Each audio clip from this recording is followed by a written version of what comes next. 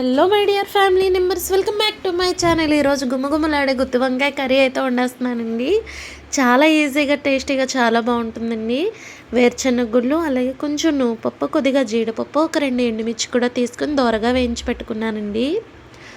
అలాగే గుత్తి వంకాయల్ని ఈ విధంగా అయితే కట్ చేసి పెట్టుకున్నానండి. డీప్ ఫ్రైకి సరిపడగా ఆయిల్ కూడా వేసుకున్నాను.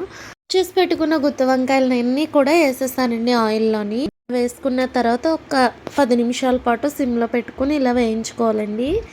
ముందుగా వేయించి పెట్టుకున్న వేరుశనగుల్ని, నువ్వుల్ని కూడా మిక్సీ పట్టేసానండి. ఉల్లిపాయలు కూడా వేసి, ఉల్లిపాయ అలాగే ఒక పచ్చిమిర్చి కూడా వేసి మిక్సీ పట్టేశాను. ఈలోగా అయితే వేగిపోయాయండి గుత్తి వంకాయలు. అవైతే ఒక ప్లేట్లోకి తీసుకొని మిక్సీ పట్టేసిన మసాలా ముద్దనైతే ఇందులో వేసేసానండి. ఆయిల్లో వేసి ఈ విధంగా నేను వేయించేసుకుంటున్నాను. ఇలా వేయించుకొని దోరగా లైట్ గోల్డెన్ కలర్ వచ్చేంత వరకు వేస్తున్నానండి. ఇలా వేగిన తర్వాత ఇందులోనే అల్లం వెల్లుల్లి జీలకర్ర పేస్ట్ కూడా వేస్తానండి.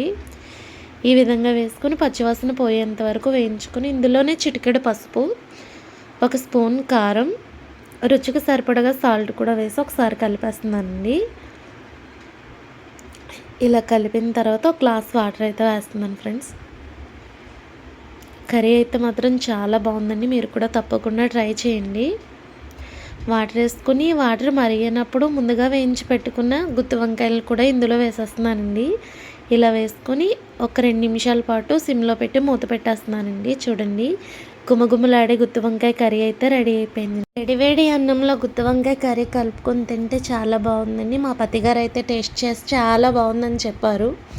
మీరు కూడా తప్పకుండా ట్రై చేయండి. నా వీడియో కనుక మీకు నచ్చినట్టయితే లైక్ చేయండి, షేర్ చేయండి, సబ్స్క్రైబ్ చేయండి. Thanks for watching.